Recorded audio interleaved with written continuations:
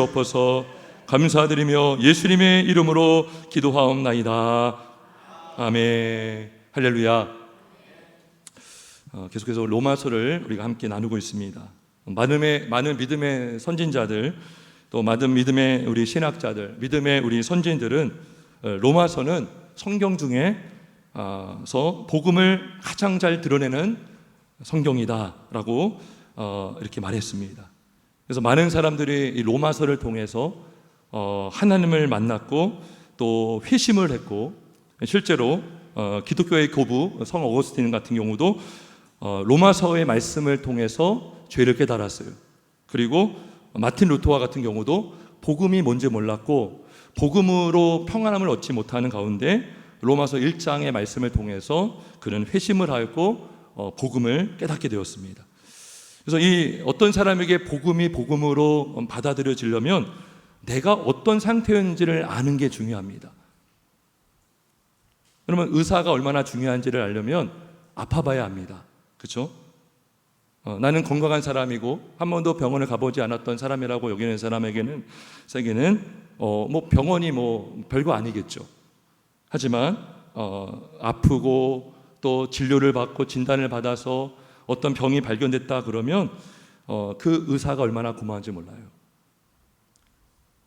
마찬가지로 우리가 얼마나 악하고 얼마나 죄인임을 깨닫게 될 때에 그 죄에서 구원받는 것이 이게 얼마나 귀한 것인지, 그 복음이 되는 것입니다.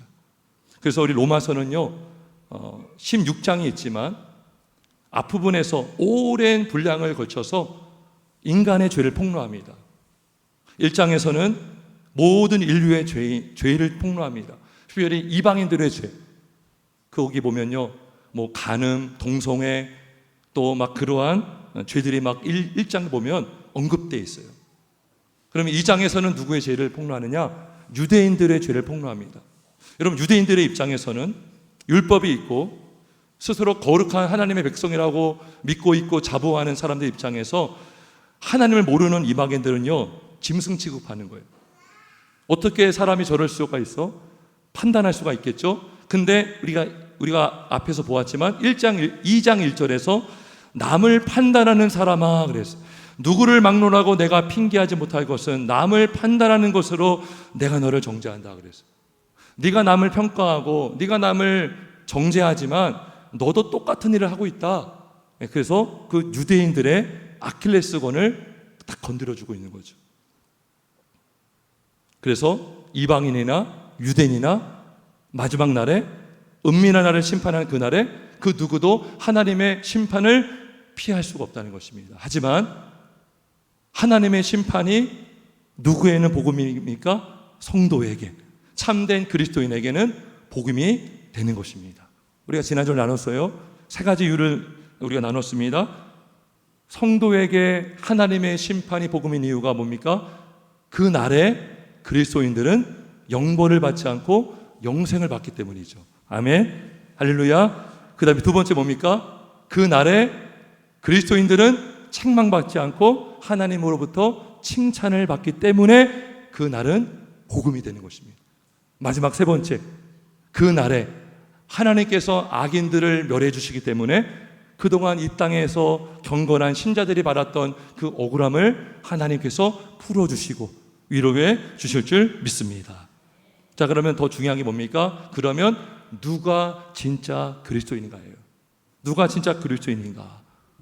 그리스도인에게 하나님의 심판이 복음이 되고 그리스도인에게 복음이 된다면 그 그리스도인이 누구냐는 거예요. 오늘 설교 제목인데요, 누가 진짜 그리스도인인가? 이거를 전할 것입니다. 그리고 그러면서 어떻게 그리스도인이 되는가? 어떻게 그리스도인이 되는가? 우리가 알아야 되잖아요. 그리고 마지막 세 번째, 그러면 그 그리스도인은 어떻게 사는가예요. 무엇을 위해 사는가? 누가 그리스도인인가? 어떻게 그리스도인이 되는가? 그리고 그리스도인은 무엇을 위해 사는가? 삶의 목적, 이렇게 오늘 말씀을 전하려고 합니다. 자, 오늘 본문을 보면 먼저 역시 바울은 유대인들의 죄를 폭로합니다. 어김없어요. 유대인들의 죄를 어김없이 낱낱이 아주 노골적으로 폭로합니다. 왜냐하면 유대인들은 자신들이 정말 유대인이라는 그 정체성, 17절 볼까요?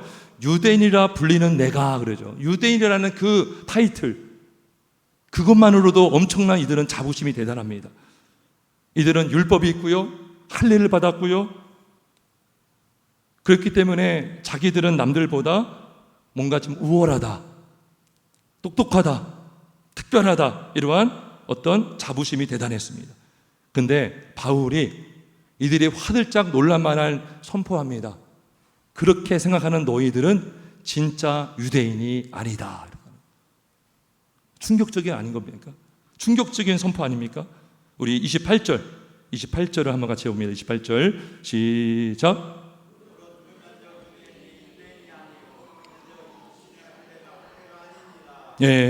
무슨 말입니까? 너희들은 껍데기뿐이다.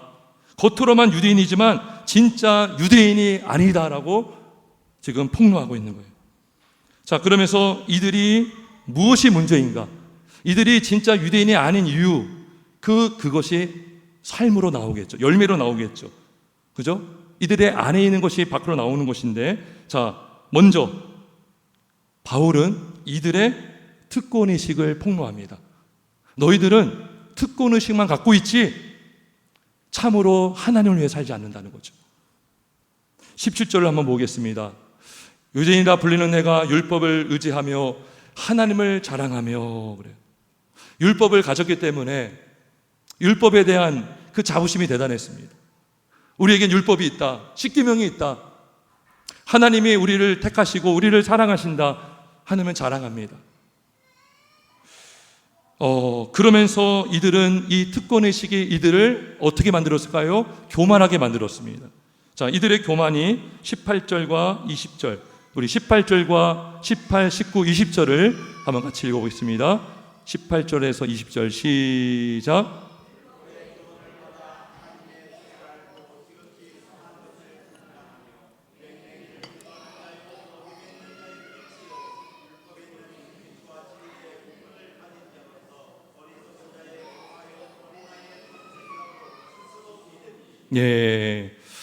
보세요. 보니까요, 자기들만 하나님의 뜻을 알고 또 선한 것을 이들이 분간할 수 있다는 거죠. 자기들이 그렇게 생각을 하는 겁니다.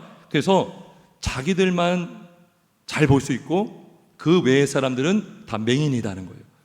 그래서 우리만 맹인을 인도할 자격이 있다는 거죠. 어둠에 있는 자의 빛이라는 거죠. 자기들 외에는 다 어둠이고 자기들은 빛이라는 거죠. 그들에게 우리가 빛이 될 수 있다는 겁니다. 그리고 20절에 보니까 율법에 있는 지식과 진리의 모든 모본을 가진 자로서 어리석은 자의 교사다. 누가요? 자기들이. 우리만 너희들의 교사가 될 수 있다는 거죠. 어린아이의 선생이라고 스스로 믿고 있는, 스스로. 지금 교만의 어떤 극치를 보여주고 있습니다. 하나님이 그렇게 여겨주는 것이 아니라 스스로 그렇게 믿고 있는 거예요. 자기가 이들의 교사고 자기가 이들의 선생이라고 이들은 지금 착각을 하고 있는 것입니다. 왜 그렇습니까? 이 특권의식에 사로잡혔기 때문이죠. 특권의식. 자, 그리고 두 번째로 바울이 이들의 어떤 면을 폭로합니까? 바로 이 표면적 유대인들의 위선을 폭로해주고, 위선. 지난번 설교 중에 위선이 무언가, 위선은요, 단순히 남을 비판만 하고 판단만 하는 것이 아니죠. 비판하고 판단하는 목적이 있습니다. 나는 저들과 다르다는 거예요. 그러면서 자기는 더 심한 행동을 해요. 자기가 그 행동을 하는 것을 가리기 위해서 남을 비판하는 것입니다. 그게 위선의 핵심인 것입니다. 자, 오늘 본문에도 보면 우리 21절 한번 같이 보면 21절 시작. 그러면 다른 사람을 가르치는 내가 내 자신은 가르치지 아니하느냐? 도둑질하지 말라 선포하는 내가 도둑질하느냐? 그래요. 왜 이런 말을 했을까요? 왜 다른 사람을 가르치는 내가 내 자신은 가르치지 아니하느냐라고 했을까요? 자기들이 가르치는 대로 살지 않기 때문인 것이죠. 도둑질하지 말라고 하면서 본인들이 도둑질하고, 간음하지 말라고 하면서 간음을 하고요, 우상을 가지게 여기는 내가 신전 물건을 도둑질하는 거죠. 23절에 보면 율법을 자랑하는 내가 율법을 범함으로 하나님을 욕되게 한다는 것입니다. 바울은요, 거침이 없어요. 지금 이들의 그런 위선을, 이들의 외식을, 이들이 지금 숨기고 있는 어떤 거룩한 척하는 그런 외식과 위선을 지금 낱낱이 세세하게 세밀하게 폭로하고 있습니다. 얼마나 유대인 입장에서 기분이 상할 수 있겠습니까? 근데요, 그런 것 아랑곳하지 않고 지금 이들의 특권의식과 위선을 지적하면서 결국 이들로 인해서 정말 큰 부작용이 뭐냐? 바로 하나님의 영광이 가려질 수밖에 없다는 것입니다. 우리 23절과 24절을 한번 읽어봅니다. 23절, 24절 시작.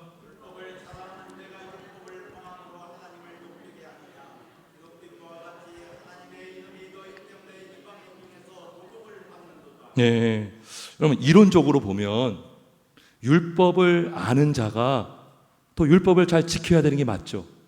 자, 이론적으로 한번 생각해 봅시다. 법을 아는 사람이 법을 알기 때문에 법을 잘 지켜야 된다는 생각을 우리가 합니다. 법을 모르면 그럴 수 있다. 근데 지금 유대인들은 율법을 갖고 있다면, 더 율법을 자랑한다면 더 율법대로 사는 게 맞죠. 근데 율법을 범하는 일들이 빈번하고 오히려 악하게 행동할 그런 모습을 통해서 그런 모습을 보여준다면 율법이 없는 자들이 율법이 있는 사람들을 어떻게 대할까요? 어떻게 여길까요? 당연히 비판하겠죠. 당연히 모독하겠죠. 세상 사람들이 지탄하는 것이 당연하겠죠. 율법을 가졌다고 하는 사람들이 어떻게 율법을 따라 행하지도 않고 오히려 일반 사람들보다 더 악하게 행동할 수 있느냐라고 판단할 수 있다는 것입니다. 그래서 율법이 없는 자들로 인해서 율법을 가진 사람들이 오히려 비판을 받을 수 있다는 거죠. 그 말씀이 27절에 나와요. 27절. 우리 27절 한번 같이 봅니다. 27절 시작.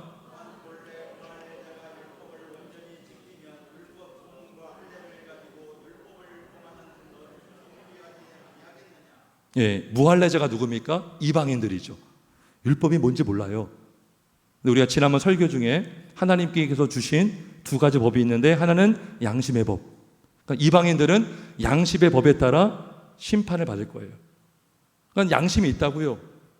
율법을 몰라도 거짓말하면 안 되고 남을 죽이면 안 되고 남에게 착하게 행동해야 된다는 것을 알고 있다고요. 그런데 율법에 있는 사람들은 더 비양심적이에요. 이게 좀 뭔가 모순 아닙니까? 그러니까 무할례자들이 할례자들을 모독하고 있는 거예요. 지금 지탄하고 있는 거예요. 무할례자가 오히려 율법을 더 잘 지키는 사람 같아요. 더 겸손하고 더 사랑으로 살아가고 있어요. 그러면 율법 조금과 할례를 가지고 율법을 범하는 너를 정죄하지 아니하겠느냐. 여러분 이것은요 기독교에도 똑같이 적용될 수 있습니다. 여러분 우리에게는 성경책이 있어요. 성경책. 우리가 성경을 정말 귀하게 여깁니다. 그리고 세례도 받았어요. 직분도 받았어요. 근데 때로는 우리가 또 기독교인이라고 하면서 비기독교인들보다 더 비양심적이고 비상식적으로 행동하는 사람들이 있어요. 그런 경우가 있어요. 그러면 그 몇 사람 때문에 기독교 전체가 모독을 받는 거죠. 몇 사람 때문에 교회 전체가 모독을 받는 것입니다. 그리고 교회의 머리가 되시는 예수님도 모독을 받는 거예요. 그게 뭡니까? 24절에 나오는 것처럼 하나님의 이름이 너희 때문에 이방인 중에서 모독을 받는도다라고 하는 거예요. 물론 기독교인이라고 해서 진짜 기독교인이라고 하면서도 완전할 수 없어요. 실수할 수 있습니다. 근데 늘 특권만 내세우고 외식을 습관적으로 하고 위선을 습관적으로 행동하고 하나님의 영광을 자꾸 가린다면 정말 그 사람의 믿음은 점검이 돼야 되는 거예요. 표면적 그리스도인의 가능성이 큽니다. 그렇다면 진짜 그리스도인은 누구입니까? 진짜 그리스도는 표면적 그리스도인이 아니라 이면적 그리스도인이 그리스도인 줄 믿습니다. 할렐루야. 우리 28절, 29절 한번 같이 읽습니다. 28절, 29절 있습니다. 시작.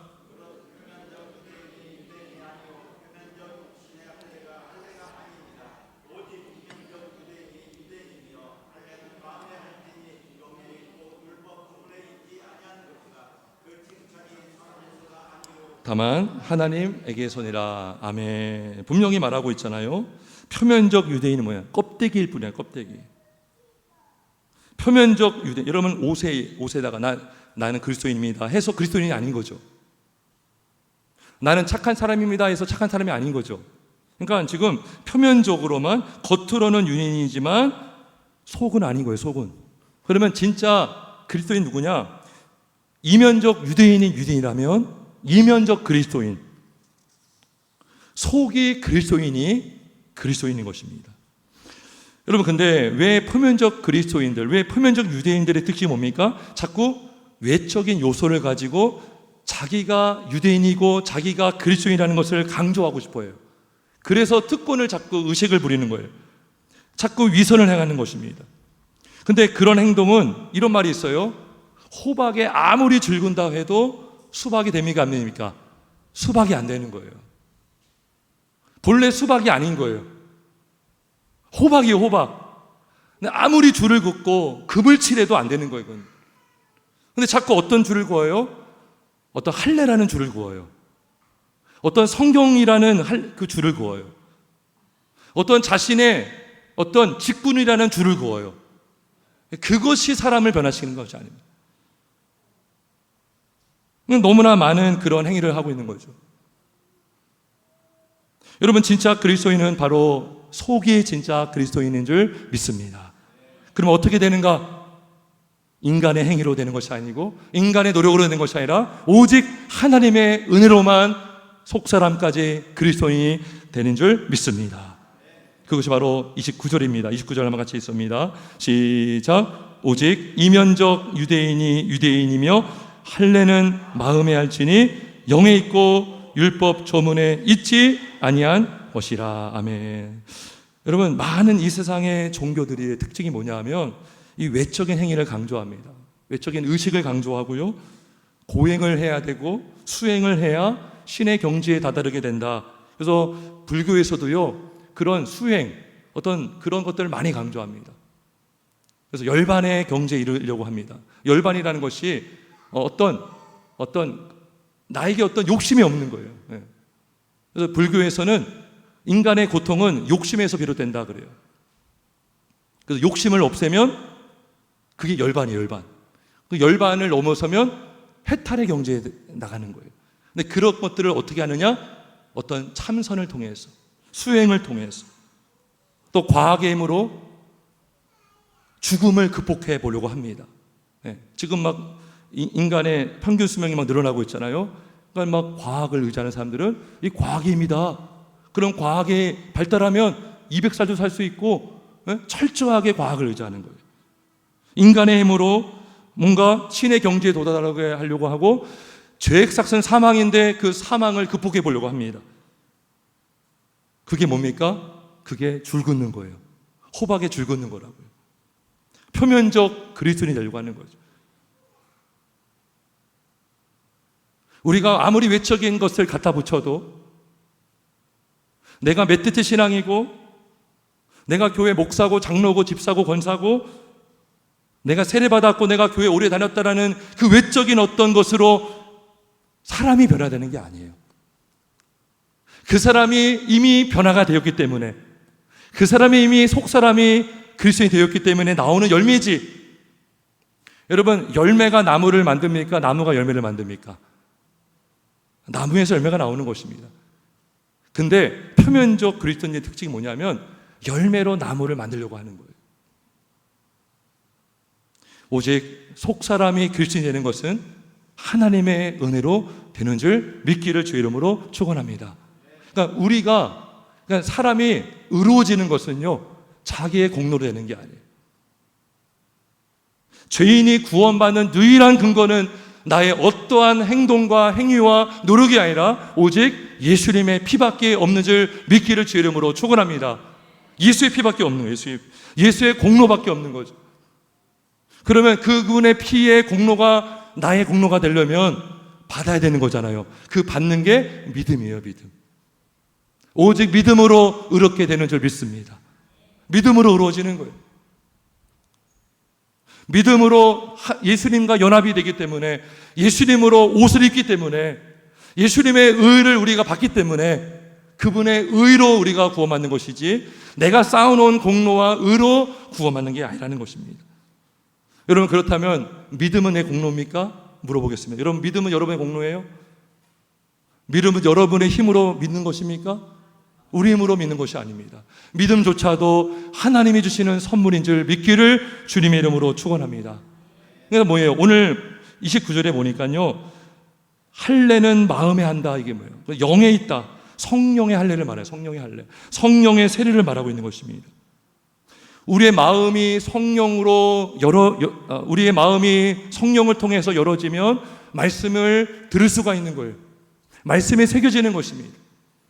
말씀이 들어갔기 때문에 말씀을 통해 죄를 깨닫고, 말씀을 믿음으로, 예수를 믿음으로 우리가 구원을 받는 것입니다. 그래서 성령께서 우리가 믿음을 가질 수 있도록 믿음을 일으켜 주시는 분이 성령 하나님이신 줄 믿기를 주 이름으로 축원합니다. 그래서 우리가 성령을 통해 예수를 믿고, 믿는 자 안에 성령이 또 내주하십니다. 성령이 떠나지 않으세요. 그래서 그 사람은 성령의 사람이 되는 거예요. 성도가 되는 것입니다. 이면적 그리스도인이 되는 거예요. 자기의 행위로, 외적인 힘으로 변화되는 것이 아니라 그렇게 될 수 없어요. 위로부터 부어지는 성령의 은혜, 믿게 하시는 성령의 은혜, 믿음을 통해 예수님과 연합되는 은혜, 그 예수님과 연합됨으로 예수님의 생명이 나에게 주어지는 은혜, 그 은혜로만 속사람이 변화가 되고 예수의 사람이 되는 줄 믿습니다. 그래서 고린도후서 5장 17절에 말씀합니다. 그런즉 누구든지 그리스도 안에 있으면 새로운 피조물이라, 이전 것은 지나갔으니 보라 새 것이 되었도다. 할렐루야. 새로운 피조물이 돼야 되는 거예요. 껍데기로만 되는 게 아니에요. 속은 그대로예요. 속은 변하지 않았어요. 겉만 여러분 표면적으로 살면 안 되는 것입니다. 성령께서 믿음을 주시기 때문에 그 믿음조차도 하나님의 선물인 줄 믿습니다. 그래서 에베소서 2장 8절에 보면 너희는 그 은혜에 의하여 믿음으로 말미암아 구원을 받았나니 이것은 너희에게서 난 것이 아니요 하나님의 선물이라, 행위에서 난 것이 아니니 이는 누구든지 자랑하지 못하게 함이라. 그 믿음조차도 하나님이 주신 선물인 줄 믿습니다. 어떻게 보이지 않는 하나님을 믿을 수가 있습니까? 어떻게 아무 힘 없이 무기력하게 십자가 달려 죽으신 분을 나의 구세주로 믿을 수가 있어요? 어떻게 예수님 우편에 한편에 있었던 강도가 그 피 흘리는 그 예수를 보고 나의 주라고 어떻게 고백할 수가 있습니까? 오직 성령의 은혜로만 우리는 예수님을 믿을 수가 있고 예수님과 하나가 될 수가 있는 줄 믿습니다.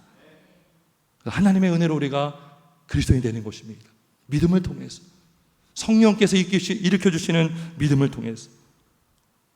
마지막으로, 그렇다면 진짜 그리스도인은 무엇을 위해 사는가? 어떻게 사는가? 바로 그리스도인은 하나님의 영광을 위해서 사는 자인 줄 믿습니다. 하나님의 영광. 여러분, 표면적 그리스도인의 특징이 뭐라고 했습니까? 특권의식, 위선, 하나님의 영광을 가림. 왜 이러한 열매들이 나옵니까? 간단합니다. 자기 위해 살기 때문인 거예요. 자기 중심적이기 때문인 것입니다. 자기 영광을 살기 때문에 특권의식을 부리는 거예요. 자기 영광을 위해서 위선하는 것입니다. 자기 영광을 위해서 살기 때문에 하나님의 영광이 가려지는 것입니다. 하지만 성령으로 거듭난 진짜 그리스도인들, 이면적 그리스도인, 그 그리스도인은 하나님의 영광을 위해 살 수 있습니다. 자기를 부인하고 자기 십자가를 지고 주님을 따라가기 때문에 날마다 나는 죽노라 했던 바울의 고백처럼 나는 날마다 죽고 예수만 살기 원합니다. 나는 예수님만이 높임받기 원합니다라고 믿음으로 사는 인생을 통해 하나님의 영광을 받으시는 줄 믿습니다. 놀라운 것은 뭔지 아십니까? 그렇게 하나님의 영광을 사는 것이요 힘들지가 않아요. 억지로가 아니라 기쁨으로, 자원하는 마음으로 정말 그렇게 살고 싶어서 하나님의 뜻대로 살기를 바라며 사는 자가 진짜 그리스도인인 줄 믿습니다. 왜 그렇게 됩니까? 성령께서 우리 마음을 변화시키기 때문인 것입니다. 할례는 마음에 할지니 성령께서 우리 마음에, 하나님께서, 성령께서 우리 마음을 열어주시고 우리 마음을 변화시켜 주셔서 그 성령이 우리 안에 있음으로 말미암아 우리는 성령에 의지하여 순종할 수가 있고 성령에 의지하여 예수님 닮은 예수님의 제자가 되는 줄 믿습니다. 그럼 여러분, 열매는 여러분의 열매입니까? 성령의 열매입니까? 성령의 열매가 되는 것입니다. 내 힘으로 맺는 것이 아니기 때문에, 내 마음을 변화시켜 주신 분이 성령님이시고 예수를 믿게 하신 분이 성령님이시기 때문에 성경은 성도의 열매라 하지 않아요. 성령의 열매다 그래요. 성령의 열매다. 그런데 더 놀라운 것이 뭔지 아십니까? 성령께서 맺게 하신 열매인데 하나님은 내가 맺은 거로 인정해 주십니다. 할렐루야. 칭찬해 주는 거예요. 칭찬해 주는 거예요. 그래서 29절을 다시 보면 그 칭찬이 사람에서가 아니요 다만 하나님에게 선이라. 아멘. 성령으로 믿음을 통해 예수를 믿는 자가 맺는 열매를 하나님이 기뻐하시고, 그리고 그렇게 살기를 원하는 성도도 기뻐하고, 그 열매를 통해서 하나님이 영광 받으시고 또 그 열매 맺는 자를 하나님이 칭찬해 주심을 믿기를 주의 이름으로 축원합니다. 여러분, 자기 중심으로 살고 자기 영광 위에 살면 하나님의 영광이 가려질 뿐입니다. 하나님께 책망만 받을 뿐입니다. 하지만 하나님의 영광을 위해 사는 자는 하나님이 영광 받으시고 하나님으로부터 칭찬을 받게 될 줄 믿습니다. 말씀을 맺도록 하겠습니다. 여러분, 진짜 그리스도인이라 할지라도 완전한 자가 없습니다. 성도라 할지라도 우리는 깨어있지 않으면 우리는 얼마든지 특권의식을 부리며 살 수 있어요. 특권의식에 사로잡혀 살아갈 수가 있습니다. 거기서 교만이 나오고, 거기서 외식이 나오고, 거기서 위선이 나오는 것입니다. 목사인 저도 이러한 특권의식에 사로잡힐 수가 있어요. 어쩌면 목사라는 이 자리가요 가장 위험한 자리일 수 있어요. 일반적으로 성도님들은 신학교에서 공부하지 않습니다. 하지만 신학을 공부했죠. 또 이렇게 강단에서 설교하죠. 성경을 가르치죠. 그러다 보면 나도 모르게, 목사님들도 모르게 마치 표면적 유대인들의 모습처럼 스스로 똑똑하다 여길 수가 있고 남보다 지혜롭다라고 여길 수가 있는 것입니다. 그러면 교만이 싹트게 되고 거기서 그 나의 약함을 가리기 위해서 외식하게 되고, 이게 반복이 되는 거예요. 숨기는 거예요. 나는 안 그런 척, 나는 남들보다 더 거룩한 척 할 수가 있어요. 얼마든지 그런 유혹이 있습니다. 여러분은 어떠십니까? 우리 모두는 다 이런 유혹에 다 노출되어 있습니다. 따라서 진짜 그리스도인은 오직 예수님밖에 의지할 분이 없습니다. 할렐루야. 그래서 예수님을 의지할 수밖에 없는 거예요. 예수님 의지하지 않으면 넘어지기 때문에. 예수님을 의지하고 성령을 의지하지 않으면 우리는 살아갈 수 없기 때문에 참된 이면적 그리스도인은 성령과 말씀과 예수를 의지하며 살아갈 수 있는 줄 믿습니다. 이게 차이인 것 같아요. 실수할 수 있지만 진짜 믿음의 사람은 엎드릴 수가 있고 하나님께 매달릴 수가 있고 회개할 수 있는 줄 믿습니다. 그리고 다시 예수를 의지하여 예수를 위해서 살 수가 있고 하나님의 영광을 위해 살아갈 때 나도 기쁘고 하나님께도 영광 받으시고 하나님부터 칭찬을 받게 될 줄 믿습니다. 그리고 마지막 날에 주님이 말씀하실 거예요. 착하고 충성된 종아, 내가 적은 일에 충성하였은즉 주인의 즐거움에 참여할지어다. 하나님이 인정해 주시는 인생, 사람들에게 인정받으려고 자기 중심으로 살았지만 마지막 날에 주님은 모른다 할 거예요. 하지만 사람들에게 조롱받을지라도 이것이 주님의 뜻이라고 내가 믿고 있다면, 이것이 주님의 영광을 위한 일이라면 성경이 이것을 증거한다면 우리가 이 길을 가야 할 줄 믿습니다. 주님이 영광 받으시고 우리도 주님으로부터 칭찬받는 복된 인생, 믿음의 인생 되시길 주님의 이름으로 축원합니다. 함께 기도하겠습니다.